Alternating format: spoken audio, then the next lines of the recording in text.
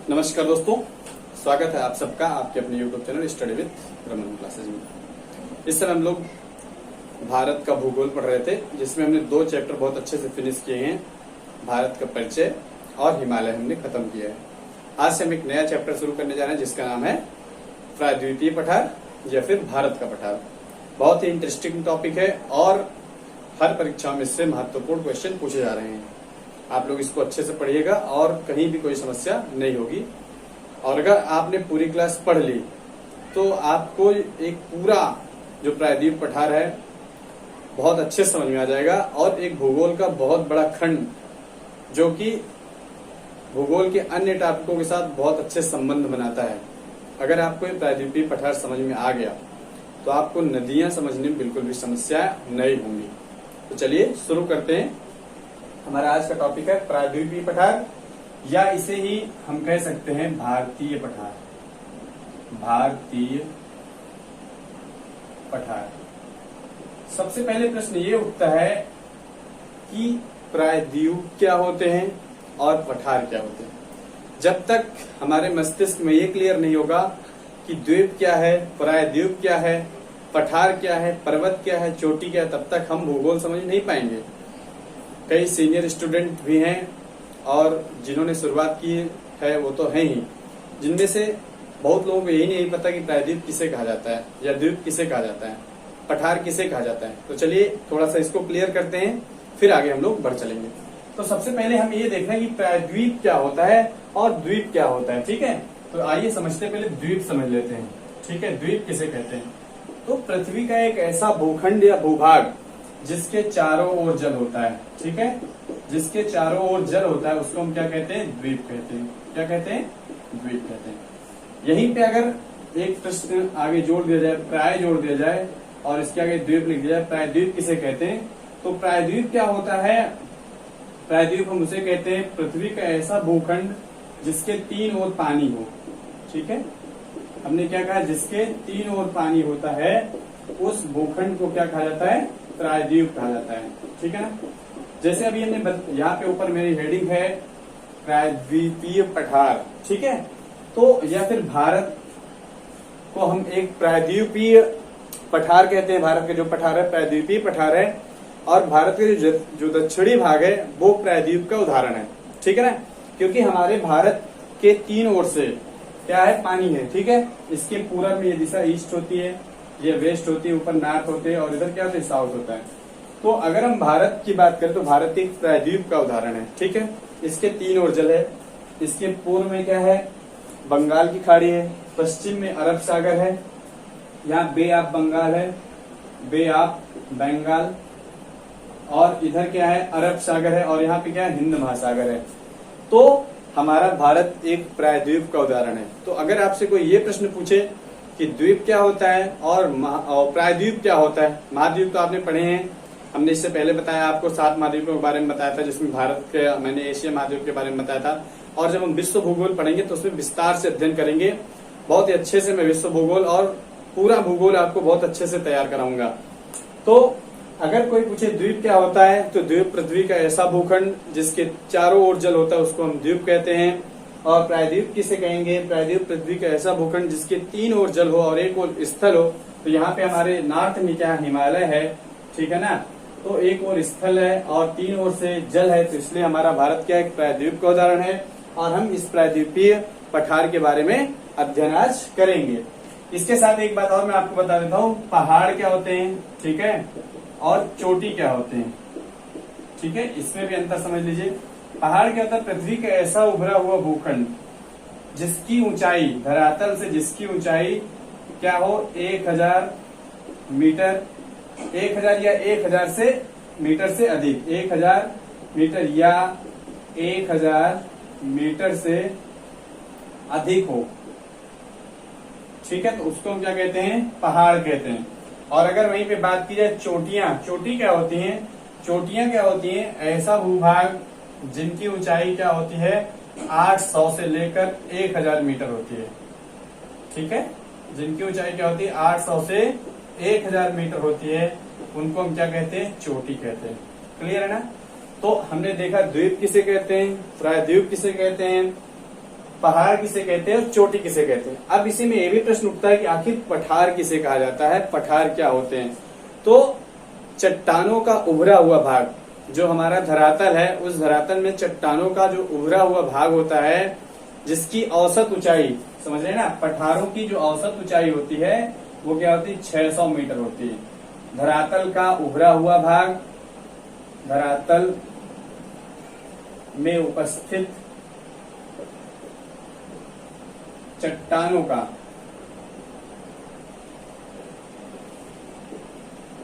उभरा हुआ भाग,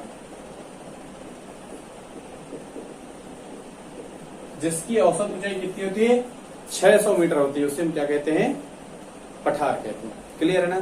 तो अब हम इसी में आगे बढ़ चलेंगे कि जो प्रायद्वीपीय पठार है या भारतीय पठार है, हम इसको कैसे समझेंगे और इसको कितने भागों में बांट के समझना है। आइए इसके बारे में हम विस्तार से अध्ययन करते हैं। चलिए शुरू करते हैं।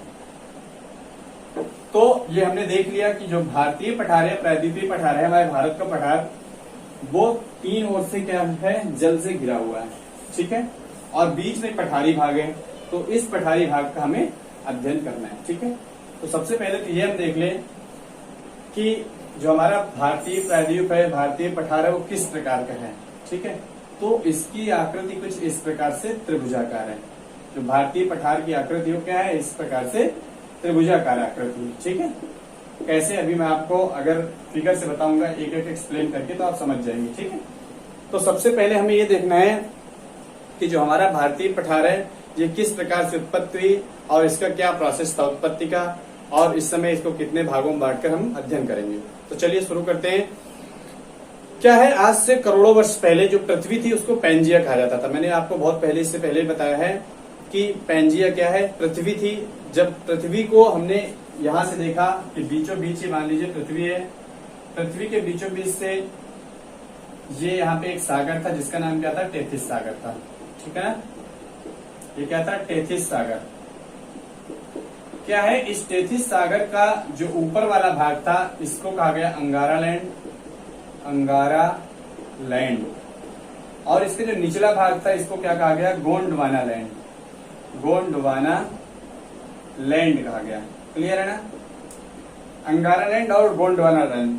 तो जो हमारा भारतीय पठार है, ये किसका हिस्सा है, गोंडवाना लैंड का हिस्सा है। क्लियर है ना। आपको ये बात पता है कि जो भारत है वो अफ्रीका से टूट करके अलग हुआ है और किधर जा रहा है, धीरे धीरे उत्तर पूरब दिशा की ओर बढ़ रहा है, ठीक है ना।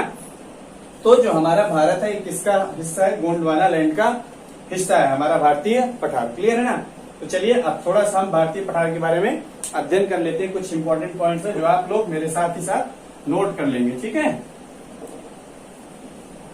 तो हमने चालू करते हैं यहाँ पे भारतीय पठार में। सबसे पहला पॉइंट हम यहाँ पे देंगे इसका, यह सबसे प्राचीनतम भूभाग है, ठीक है।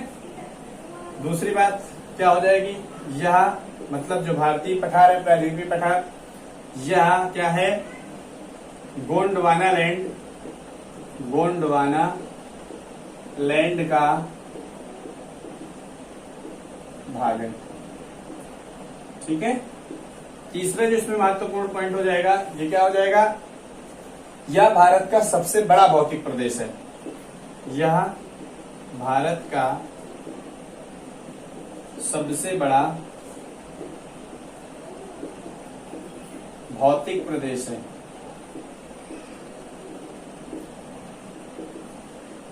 यही पे अगर हम चौथा पॉइंट ले लें तो क्या हो जाएगा, इसका जो क्षेत्रफल है भारतीय पठार का या प्रायद्वीपीय पठार का, हम लिख ले रहे हैं यहाँ पे, भारतीय पठार का क्षेत्रफल की अगर बात करेंगे, लगभग कितना है, 16 लाख वर्ग किलोमीटर है।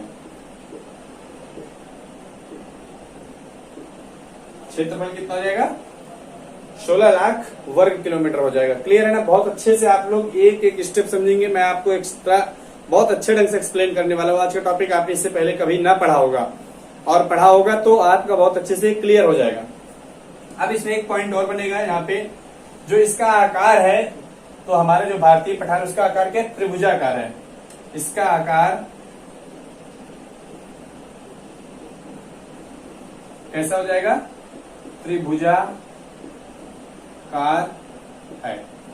आकार कैसा हो जाएगा इसका? त्रिभुजाकार हो जाएगा, क्योंकि आपको पता है जो हमारा भारत है आकार में नीचे क्या है? त्रिभुजाकार है, ठीक है ना।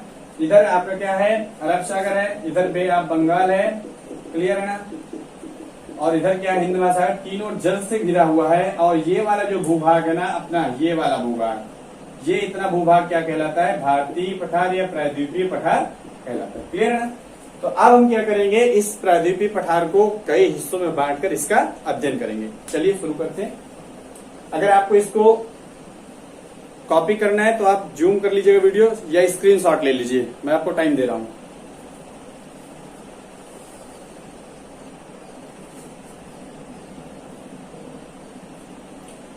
उम्मीद है आपने इसके स्क्रीनशॉट ले लिया होगा। चलिए शुरू करते हैं फिर।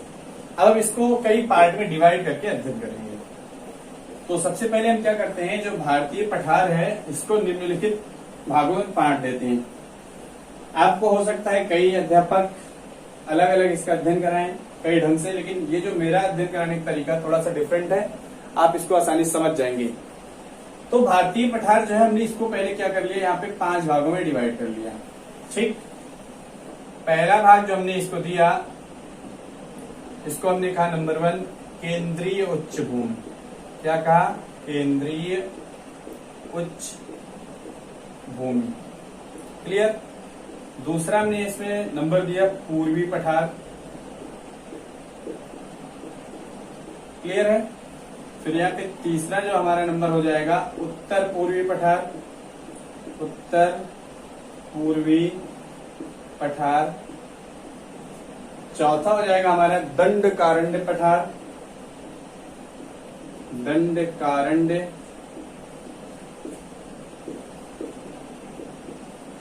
और पांचवा यहाँ पे हो जाएगा दंडकारण्य पठार। पांचवा दक्षिण भारत के पर्वतीय क्षेत्र। तो हम लोग क्या करेंगे? ये जो भारतीय पठार है प्रायद्वीपीय पठार है, इसको 5 भागों में डिवाइड करके हम इसका अध्ययन करने वाले हैं। तो सबसे पहला यहाँ पे क्या हो जाएगा? केंद्रीय उच्च भूमि, पूर्वी पठार, उत्तर पूर्वी पठार, दंडकारण्य पठार, दक्षिण भारत के पर्वतीय क्षेत्र। अब इसमें जो हमारा केंद्रीय उच्च भूमि है हमने इसको पुनः निम्न भागों में कैटेगराइज कर लिया, ठीक है। पुनः करेंगे तो इसमें जो हम सबसे पहला पोजीशन देंगे, इसमें हम देंगे अरावली,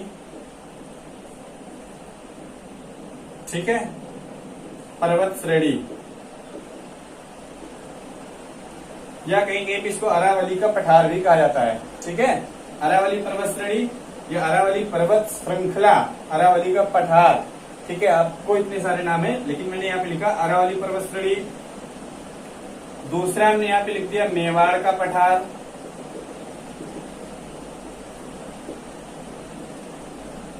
तीसरा यहाँ पे आ जाएगा आपका मालवा का पठार,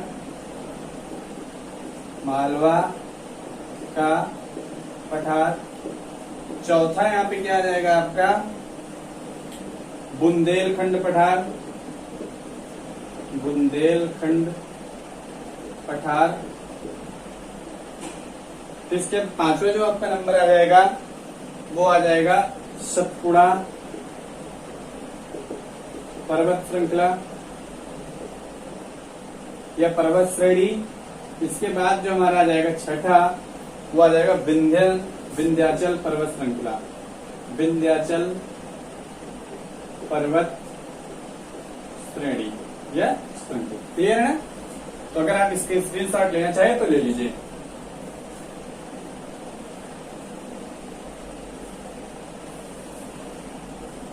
चलिए आगे चलते हैं हम लोग। अब हम लोग क्या करेंगे, इसमें से एक एक का अध्ययन करेंगे। हम अरावली पर्वत श्रेणी से चालू करेंगे। तो एक बार मैं आपको इसकी थोड़ी सी मैपिंग करवा देता हूं, जिससे आपको समझने में प्रॉब्लम नहीं होगी, ठीक है ना। चलिए शुरू करते हैं। बहुत ही मजेदार टॉपिक है, अगर आप पूरा देखेंगे तो आपको कुछ भी समझने में प्रॉब्लम नहीं होगी। चलिए समझ लेते हैं। अगर हम यहाँ पे भारत का मैप ड्रा करें,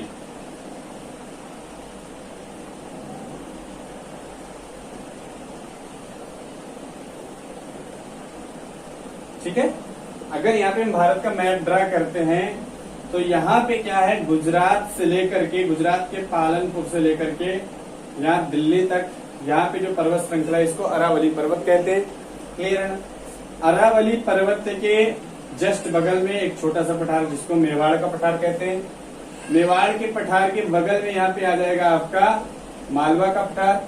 मालवा के पठार की जस्ट यहाँ पे नीचे जो आएगा, यहाँ पे आ जाएगा आपका सतपुड़ा पर्वत श्रृंखला, और इसके बाद यहाँ पे क्या आएगा, विंध्याचल पर्वत श्रृंखला, और यहाँ पे आपका क्या हो जाएगा, बुंदेलखंड का पठार हो जाएगा। ये वाला आपका क्या होगा, बुंदेलखंड का पठार हो जाएगा। अगर आप यहाँ पे लिखना चाहें तो आप इसको लिख भी सकते हैं। ये आपका क्या हो जाएगा, अरावली पर्वत हो जाएगा। ठीक, ये हो जाएगा आपका मेवाड़ का पठार, ये मालवा का हो जाएगा, और ये आपका हो जाएगा इधर बुंदेलखंड का पठार, बुंदेलखंड पठार। ये हो जाएगा आपका सतपुड़ा, और ये हो जाएगा आपका विंध्याचल, विंध्याचल पर्वत श्रृंखला। ठीक है, तो अब हम इनमें से क्या करेंगे, एक एक का अध्ययन करेंगे। सबसे पहले हम यहाँ से क्या उठाएंगे, अरावली पर्वत श्रृंखला उठा लेंगे। ठीक है, सबसे पहले हमारा जो टॉपिक होगा यहाँ पे क्या होगा, अरावली पर्वत श्रृंखला का हो जाएगा। तो चलिए यहाँ पे मैं जरा इसके स्ट्रक्चर थोड़ा सा आपको बता दूं। ये क्या है, अरावली पर्वत श्रृंखला है। ठीक है ना, पहले इसके बारे में थोड़ा सा लिख लेते हैं, फिर इसकी मैपिंग करेंगे और आपको आसानी से एक एक स्टेप में आपको समझा दूंगा। चलिए लिख लेते हैं अरावली के बारे में। तो जो अरावली पर्वत श्रृंखला है ना, ये सबसे प्राचीन मोरदार पर्वत का उदाहरण है। क्या है कि जो हमारा अरावली है, या जो हमारा प्रायद्वीपीय पठार है, इसका निर्माण बहुत पहले हुआ था। ठीक है ना, और जब जिसका निर्माण पहले हुआ, बहुत पहले, तो एक बहुत ऊंचा भूभाग था अरावली पर्वत श्रृंखला। फिर क्या हुआ, धीरे धीरे ये क्या अपरदित होता चला गया। ठीक है, चलिए देखते हैं, एक बहुत अच्छे समझ आएगा। तो लिख लेंगे हम लोग यहाँ पे, पहला पॉइंट लिख लेंगे, यह एक प्राचीन मोरदार पर्वत का उदाहरण है। यह एक प्राचीन मोरदार, यह एक प्राचीन मोरदार पर्वत का उदाहरण है।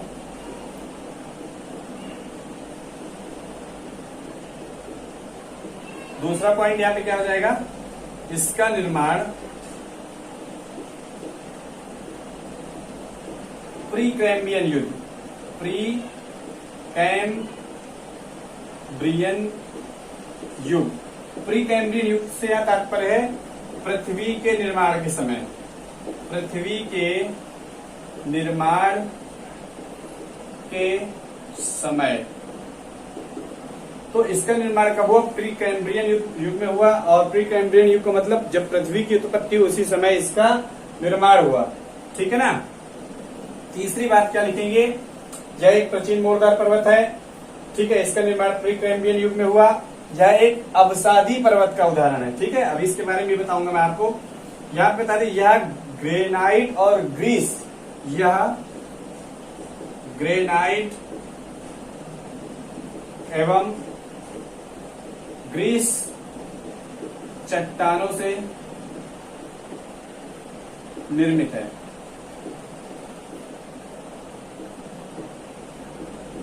यह ग्रेनाइट और ग्रीस चट्टानों से निर्मित है।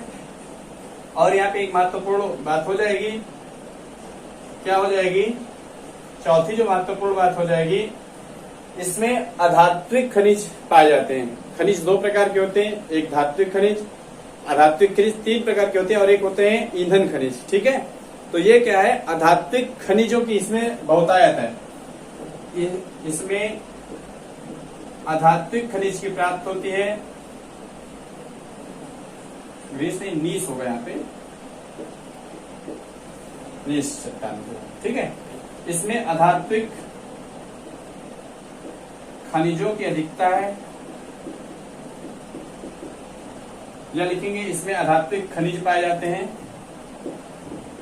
पाए जाते हैं। अब अधात्विक खनिज क्या क्या हो जाएंगे,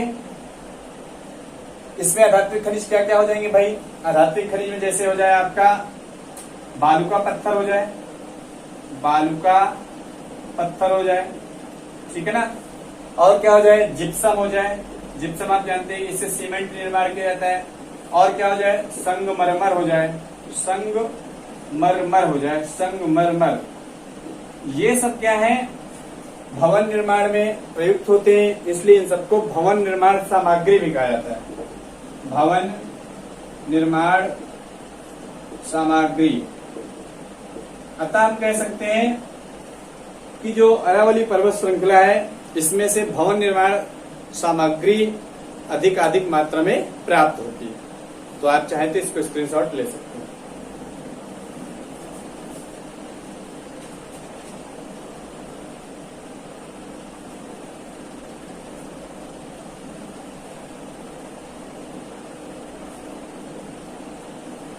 उम्मीद है आपको समझ में आ गया होगा। यह एक प्राचीन मोरदार पर्वत का उदाहरण है, ठीक है। दूसरी बात, इसका निर्माण प्रीकैम्बियन युग पृथ्वी के निर्माण के समय हुआ। यह ग्रेनाइट एवं नीस चट्टानों से निर्मित है। ग्रेनाइट एवं नीस, आप यहाँ पे शिस्ट भी लिख सकते हैं, ग्रेनाइट एवं नीस शिस्ट चट्टानों से निर्मित है। इसमें अधात्विक खनिज पाए जाते हैं। अधात्विक खनिज में बालू का पत्थर, जिप्सम, संगमरमर और भवन निर्माण सामग्री की इससे प्राप्ति होती है। अब एक बात और बता दूं आपको, यह एक प्राचीन मोरदार पर्वत है, तो ये क्या होगा? अपने जीवन के अंतिम अवस्था में होगा। आइए इसको समझ लेते हैं कि अपने जीवन की अंतिम अवस्था में किस प्रकार से है, ठीक है ना। इसको भी मैं रफ कर दे रहा हूं। क्या है यहाँ पे महत्वपूर्ण बात यह है कि अगर कोई प्राचीन है, जैसे मान लीजिए कि हम अभी यंग हैं, जब बुजुर्ग होंगे तो क्या होगी? हमारी स्थिति क्या होगी? झुकते चले, अभी मैं खड़ा हूं फिर क्या होऊंगा? झुक जाऊंगा, ठीक है ना। या आप कह सकते हैं कि जो हिमालय है, हिमालय की बात करिए आप, हिमालय क्या है? अभी नवीन मोरदार पर्वत का उदाहरण है। नवीन है इसलिए उसकी लंबाई क्या दिन प्रतिदिन बढ़ती ही चली जा रही है। कहीं पे 8,848 मीटर है, 8,850 मीटर भी कहा जाता है, कहीं पे मिल जाएगा आपको। या फिर हम कहेंगे दिन प्रतिदिन क्या उत्थान की ओर है वो। परंतु जो अवशिष्ट पर्वत होते हैं, अपर्दित पर्वत होते हैं, प्राचीन पर्वत होते हैं, उनकी लंबाई क्या होती है? दिन प्रतिदिन घटती जाती है। तो मान लीजिए कि बहुत प्राचीन काल में यह अरावली पर्वत ऐसे रहा होगा, खूब ऊंचा रहा होगा। क्या हुआ होगा? धूप हुई होगी, वर्षा हुई होगी, आंधियां चली होंगी, तो इसका क्या होगा? इसमें अपर्दन हुआ होगा। अपर्दन समझ रहे हैं ना? मिट्टी का कटा हुआ होगा, पहाड़ों का कटा हुआ होगा, तो धीरे धीरे इसकी ऊंचाई क्या हो जाएगी? घटेगी, फिर घटती चली जाएगी, घटती चली जाएगी, और एक समय ऐसा आएगा कि ये पूरी तरह से समाप्त हो जाएगा। अगर इस समय की बात किया जाए तो जो अरावली पर्वत श्रृंखला है, इसकी जो सबसे ऊंची चोटी है, अरावली पर्वत श्रृंखला की इस समय जो सबसे ऊंची चोटी है गुरु शिखर। क्या है? गुरु शिखर, जो इसकी सबसे ऊंची चोटी, उसकी ऊंचाई मात्र कितनी है? 1722 मीटर है।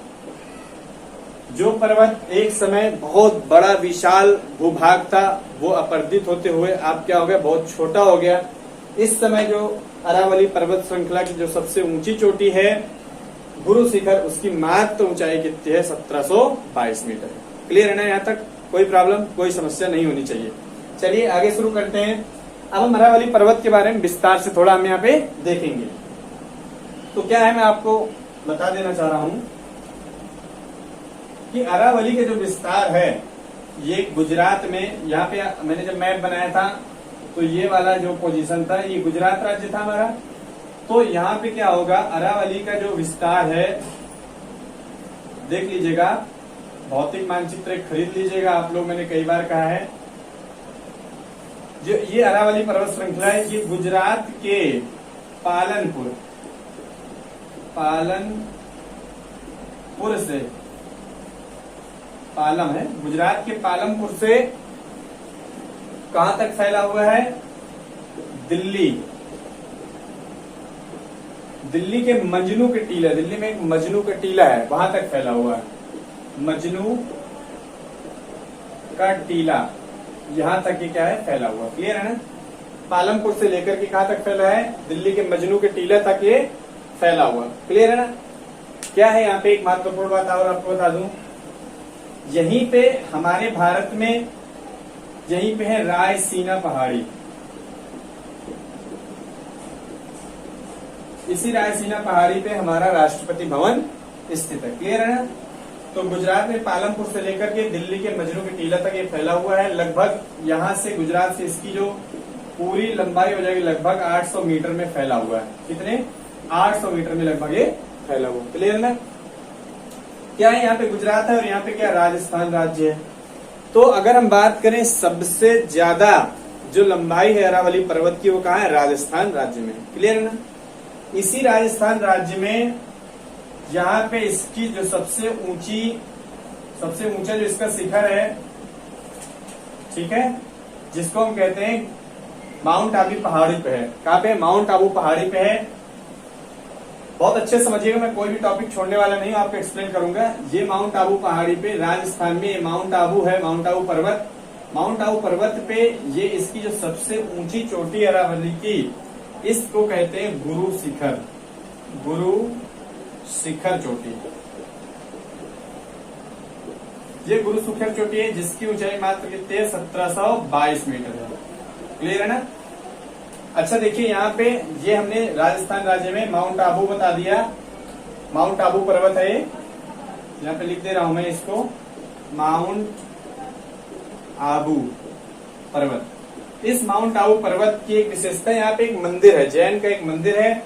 और जो जैनों का मंदिर है वो है क्या है? दिलवाड़ा मंदिर। क्या है? दिलवाड़ा का जैन मंदिर। यहीं पे राजस्थान में क्या स्थित है? दिलवाड़ा का जैन मंदिर। दिलवाड़ा क्या है? जैन मंदिर है। महत्वपूर्ण प्रश्न ये है कि इस दिलवाड़ा के जैन मंदिर के निर्माण किसने करवाया? तो दो शासक थे जिनका नाम क्या था? वास्तुपाल प्लस तेजपाल। वास्तुपाल और तेजपाल शासकों ने इसका निर्माण 11वीं से लेकर 13वीं सदी तक कराया। ठीक है, परंतु इसकी जो मेन पूछा जाए निर्माण का समय, तो आप बता सकते हो ऑप्शन के आधार पे 12वीं सदी माना जाता है। वास्तुपाल और तेजपाल शासकों ने कराया। और दिलवाड़ा का जैन मंदिर माउंट आबू पर्वत पे उपस्थित है, जो कि अरावली पर्वत की सबसे ऊंची चोटी है, जहाँ पे गुरु शिखर। क्लियर है ना? इतनी बातें, कोई प्रॉब्लम नहीं होगी। आप इतना कॉपी कर लीजिए, मैं इसके आगे बताऊंगा, इसको मैं रफ कर देता हूँ। ठीक है ना? तो आप चाहो तो जूम करके, या मैं हट जा रहा हूँ यहाँ पे, देख लीजिए आप। क्लियर? चलिए अब और थोड़ा सा आगे बढ़ते हैं। यहाँ पे माउंट आबू हो जाएगा। और अब क्या होगा, यहाँ पे थोड़ा सा आगे बढ़ेंगे हम। इस चोटी को मैं, तो ये क्या है? अच्छा, यहाँ पे 800 मीटर हो गया है। ये गुजरात के पालमपुर से दिल्ली तक क्या है? 800 किलोमीटर है। ये बात आप लोग सही कर लीजिए। इतना तो समझते होंगे गुजरात से पालनपुर 800 मीटर नहीं हो सकता है, 800 किलोमीटर हो जाएगा। तो हमने यहाँ पे देखा कि ये क्या है? माउंट आबू है। चलिए मैं थोड़ा सा ऐसे इसको बता देता हूँ। यह यहाँ पे चोटी बना देता हूँ यहाँ पे। ठीक है, ये माउंट आबू है। क्लियर है? अब क्या होगा, यही अरावली जो पर्वत श्रृंखला है, इसी अरावली पर्वत श्रृंखला से एक नदी निकलती है। यहाँ पे एक पहाड़ी है जिसका नाम है नाग पहाड़ या नागा पहाड़। नाग पहाड़ी या नाग पहाड़ है यहाँ पे। यहाँ पे क्या है? अरावली पर्वत में एक नाग पहाड़ है। इस नाग पहाड़ से एक नदी निकलती है और जो आगे चल के गुजरात के कच्छ के रण में विलुप्त हो जाती है। ये क्या है? ये गुजरात हमारा है। यहाँ पर आके लूनी नदी विलुप्त हो जाती है, जो अरावली पर्वत के नागा पहाड़ से, नाग पहाड़ से निकलती है और गुजरात के कच्छ में जाकर के विलुप्त हो जाती है। मैंने क्या कहा? विलुप्त हो जाती है। विलुप्त होने से तात्पर्य यहाँ पे ये है कि यहाँ पे जो क्षेत्र है गुजरात का कच्छ, ये बलुआ क्षेत्र है, रेत है वहां पे। तो जो नदी है वो रेत में क्या होती है? समा जाती है। और इस वजह से जो नदी है ये वाली लूनी नदी, इस नदी का नाम क्या है? लूनी नदी। मैं यहाँ पे लिख दे रहा हूँ, ये क्या है? लूनी नदी है। लूनी नदी, ठीक है ना? ये लूनी नदी चूंकि वहां पे गुजरात के कच्छ में विलुप्त हो जाती है, वहां पे रेत में विलुप्त हो जाती है, इसलिए इस नदी को अंतः अपवाह नदी भी कहते हैं। जो नदी जमीन के नीचे बहती है उस नदी को क्या कहते हैं? अंतः अपवाह नदियां कहते हैं। तो लूनी नदी किसका उदाहरण हो जाएगा? अंतः अपवाह नदी का एक उदाहरण हो जाएगी। ये नदी कहां से बह रही है ये भी आप देख लीजिए। इधर वाली दिशा पूरब से पश्चिम दिशा में जा रही है, गुजरात के रण में ये विलुप्त हो जा रही है लूनी नदी। क्लियर है? अब यहीं पे अरावली पर्वत से ही दो नदियां और निकलती हैं जो लूनी की सहायक नदी है। बहुत इंपॉर्टेंट टॉपिक, आप मन से समझिएगा। एक नदी का नाम है, यहां से एक नदी और निकलती है, इस नदी का नाम है जवाई। क्या नाम है? जवाई नदी। और एक नदी और निकलती है जिसका नाम है क्या? सुकेरी। एक जवाई नदी हो जाएगी और दूसरी नदी क्या हो जाएगी? सुकेरी नदी। तो ये जो लूनी नदियां हैं, नदी है, इसकी सहायक नदी कौन कौन सी? जवाई नदी और सुकेरी नदी। आप ये बात याद रखिएगा। अब यहाँ पे थोड़ा सा और आगे हम लोग बढ़ते हैं अगर, तो इसके आगे क्या है? ये हमारा हो गया माउंट आबू पर्वत, ये लूनी नदी यहां से निकल रही है। इसके आगे क्या है? ग्रेट इंडियन डिजर्ट है, ग्रेट इंडियन डिजर्ट, महान थार मरुस्थल। यहाँ पे क्या है? थार मरुस्थल है। ये बात हम कहा कर रहे हैं? राजस्थान कर रहे हैं। ग्रेट इंडियन डिजर्ट है, थार मरुस्थल है। थार मरुस्थल के आगे राजस्थान राज्य में ही यहां से एक नहर निकल रही है और इस नहर का नाम क्या है? इंदिरा कैनाल। इंदिरा गांधी नहर सुना होगा आपने, इंदिरा गांधी नहर। थोड़ा सा इंदिरा गांधी नहर के बारे में समझ लेते हैं हम लोग। यहाँ पे जो इंदिरा गांधी नहर है ना, ये पंजाब समझ रहे हैं ना, एक राज्य है यहाँ पे, ऊपर पंजाब है, ठीक है, राजस्थान है, हरियाणा है, दिल्ली है, फिर गुजरात है। तो हम यहाँ पे समझाते हैं आपको, जो इंदिरा गांधी कैनाल है पंजाब राज्य से किस नदी से निकलती? सतलज। पंजाब में सतलज नदी के हरिके बैराज, समझ लीजिए, यहीं पे हरिके बैराज से निकलती है, किसकी बात कर रहे हैं? इंदिरा गांधी नहर की कर रहे हैं, इंदिरा कैनाल की बात कर रहे हैं, जो पंजाब के सतलज नदी के हरिके बैराज से निकलती है और वहां से निकल के किन किन राज्यों को अपना जल प्रवाहित करती है? पहली बात तो पंजाब हो जाएगा, हरियाणा हो जाएगा, राजस्थान हो जाएगा और उत्तर प्रदेश। ये इन चार राज्यों को अपना जल प्रदान करती है। एग्जामिनर आपसे क्वेश्चन चेंज करके पूछ लेगा, कहेगा कि जो इंदिरा गांधी नहर है इससे किस राज्य को सर्वाधिक पानी की प्राप्ति हो रही है? तो यहाँ पे आपका जवाब हो जाएगा राजस्थान राज्य को सबसे ज्यादा इससे पानी की प्राप्ति हो रही है। क्लियर है ना? तो हमने इतनी बातें यहाँ पे सीख ली हैं। ठीक, अब इसी में आगे थोड़ा सा बढ़ेंगे हम, और यहाँ पे इसके उत्तर पूर्व दिशा में अरावली जो पहाड़ है, अरावली पर्वत है, इसको फाड़ करके चीर करके एक नदी निकलती है और उस नदी का नाम है, क्या नाम है? बैराज नदी। ठीक है, इसको आप कॉपी कर लीजिए मेरे हिसाब से, क्योंकि इंपॉर्टेंट है। स्क्रीनशॉट इसका ले लीजिए, फिर मैं इसको रफ करके आगे बताऊंगा आपको।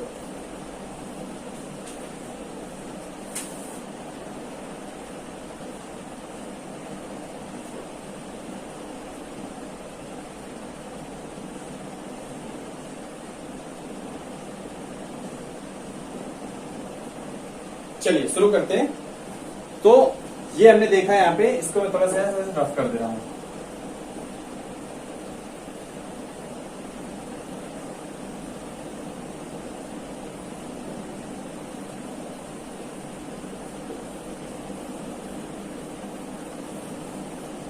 चलिए देख लेते हैं।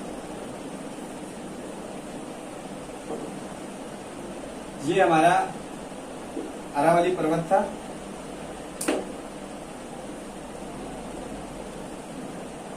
इधर से दो नदियां निकल रही थी, आपने देखा था।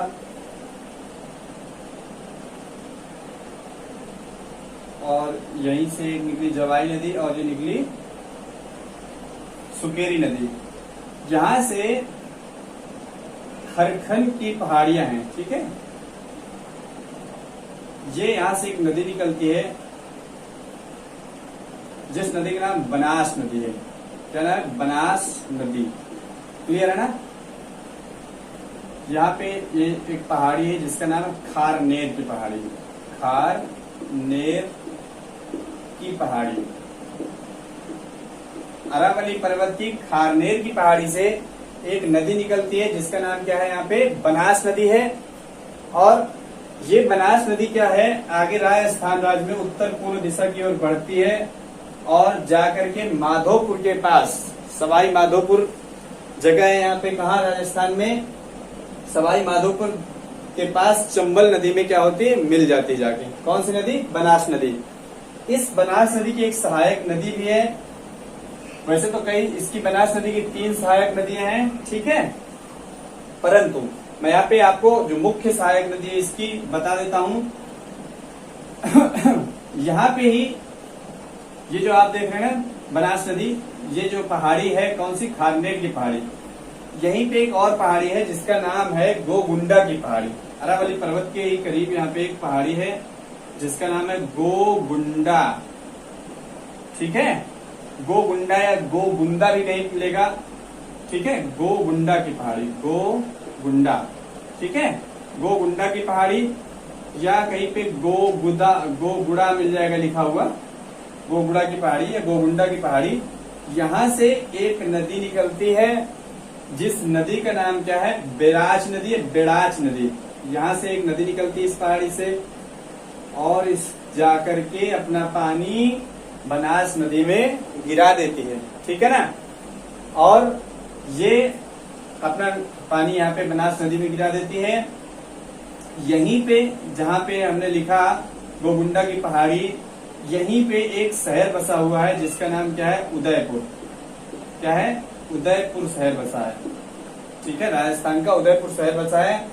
ये यहाँ से नदी निकलती है, बनास नदी में अपना पानी यहाँ पे गिरा देती है। बनास नदी आगे जा करके चंबल नदी में मिल जाती है। तो अरावली पर्वत श्रृंखला से हम देख रहे हैं पश्चिम में लूनी नदी निकल रही है। ये वाली कौन सी नदी है? लूनी नदी है। ये वाली जवाई नदी है। ये सुकेरी नदी है। ये आपकी यहां से निकल रही है खारनेर की पहाड़ी से बनास नदी। गोगुंडा या गोगुंड की पहाड़ी से निकल रही है खारनेर, ये निकल रही है एक नदी जिसका नाम है, इस नदी का नाम है बेड़ाच नदी। बेड़ाच नदी या कहीं कहीं के आपको बेड़च मिल जाएगा, बेड़च नदी लिखा हुआ मिल जाएगा। क्लियर है ना। जिसकी इस नदी की लंबाई देखें तो लगभग 190 किलोमीटर है, ठीक है। इसकी 512 किलोमीटर हो जाएगी लगभग में। इसकी और 2 सहायक नदियां हैं बनास नदी की। एक नदी का नाम है कोठारी नदी और एक नदी का नाम है खार नदी। लेकिन सारी नदियां आपसे नहीं पूछी जाएंगी, तो महत्वपूर्ण नदियों की मैंने यहाँ पे चर्चा कर दी है। क्लियर है ना। जवाई नदी, लूनी नदी, सुकेरी नदी, क्लियर है ना, बनास नदी। तो ये हमने पढ़ लिया अरावली पर्वत श्रृंखला। अब क्या है, इसी अरावली पर्वत श्रृंखला के बगल में यहाँ पे एक और पठार है जिसका नाम है मेवाड़ का पठार, ठीक है। मेवाड़ का पठार और यहीं पे फिर आगे आएगा आपका मालवा का पठार। तो मेवाड़ का पठार इतना महत्वपूर्ण नहीं है। नेक्स्ट जो हमारी क्लास होगी उसमें हम पढ़ाएंगे आपको मालवा का पठार। तो हम ऐसी आशा करते हैं कि आपको यहाँ तक बातें अच्छे से समझ में आ गई होंगी। अगर फिर भी कहीं कोई प्रॉब्लम है या कहीं मुझसे कुछ टॉपिक छूट गया है, कोई भूल हुई है, तो आप कमेंट करके मुझे बता सकते हैं। आपका बहुत स्वागत है इस मामले में, ठीक है ना। तो आज के लिए इतना ही। बहुत बहुत धन्यवाद। आपका दिन शुभ हो। Thank you.